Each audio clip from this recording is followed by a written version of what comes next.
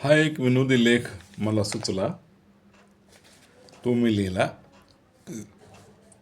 ह्याला मी म्हणजे अशी कल्पना केली की जुन्या पौराणिक काळामध्ये जे युद्ध झाले, जुने काळ पौराणिक काळामध्ये जे युद्ध झाले ते युद्ध जर या आजच्या 20व्या शतकात झाले तर त्याचे चित्र कसे कसे दिसेल, त्याची ही एक कल्पना. जुन्या काळातले ते युद्ध ह्या युगात झाले तर कसे होतील.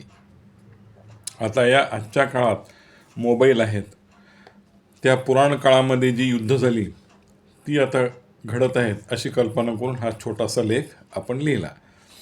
खरं तर हा विनोदी लेख खूप लांबवीत आला असता, पण थोडक्यात मजा आहे, म्हणजे शॉर्ट बट स्वीट असं असावं म्हणून अगदी माफक लिहिलं. जिथे आता सगळीकडे मोबाईल दिसतात, आज इंग्रजीत बोलतात, अशा या 20व्या शतकात ती जुन्या काळातली युद्ध झाली अशी कल्पना म्हणून या मॉडर्न युगात सांगितलेलं आहे मी.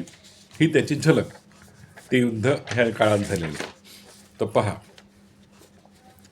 आता रामायणातले युद्ध, रामायणात झालेले युद्ध, रामायणातले युद्ध रामायणातले युद्ध या 20व्या शतकात होत आहे अशी कल्पना करून हे वाचा.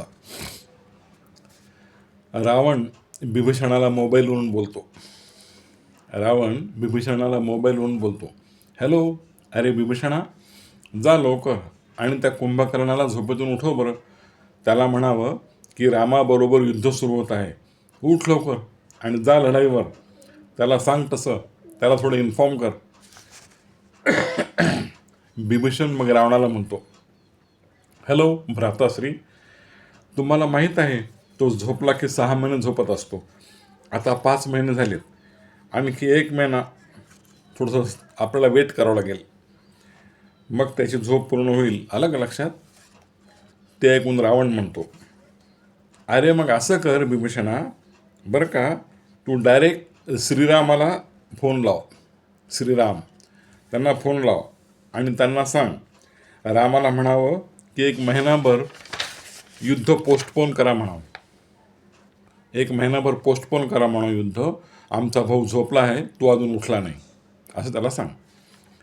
ते ऐकून बिभीषण उत्तर देतो, अहो बंधुराज, प्रभू रामचंद्र हे सगळ्या ब्रह्मांडाचे मालक आहेत.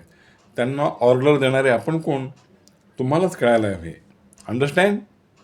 असं म्हणून बिभीषणाने मोबाईल बंद केला. असो, मग रामायणातील युद्ध झाले, संपले, शेवट गोड झाला, प्रभू रामचंद्राचा विजय झाला, हे झालं. आता महाभारताचं युद्ध जर या 20व्या शतकात होत आहे अशी कल्पना करून हे वाचा. महाभारतातले युद्ध. धर्मराज समोर बसलेल्या भीमाला म्हणतो, रे भीमा, युद्ध तोंडावर आलं आहे बरं का, तुम्ही सगळे श्रीकृष्ण सांगतो तसे करा, ओके? त्यावर भीम म्हणतो, हो हो ज्येष्ठ बंधू, तसेच होईल. सध्या मी डायबिटीसच्या गोळ्या घेत आहे. आपले धन्वंतरी मला म्हणाले की तुमची शुगर वाढली आहे माझी, महिनाभर काही गोड खाऊ नका, असं ते मला म्हणाले. ते ऐकून धर्मराज म्हणाले, ठीक आहे, काळजी घेऊन राहा भीमा. आता कौरवांना मोबाईलवरून एक मेसेज कर. त्यांना म्हणावं, आपल्या पापांचे फळे भोगण्यासाठी तयार राहा, असा मेसेज टाईप कर.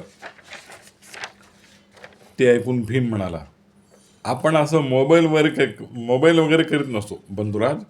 समोर येईल त्याला उचलून आपटायचं. कशाचा आला आहे मेसेज, हे पहा, मी माझा टाईम वेस्ट करणार नाही त्या मोबाईलमध्ये. असं म्हणून भीम तिथून निघून गेला. असो, मग कालांतराने महाभारताचे युद्ध सुरू झाले, संपले, पांडवांचा विजय झाला. तर आता रामायण महाभारताच्या अनेक घटनांमध्ये आपल्याला असा विविध प्रकारचा संवाद दाखवता आला असता जर या मॉडर्न युगात हे युद्ध झाले असते तर. पण एक छोटीशी झलक दाखवून आम्ही आमचा हा विनोदी लेख इथेच संपवतो. जय श्रीराम, जय श्रीकृष्ण.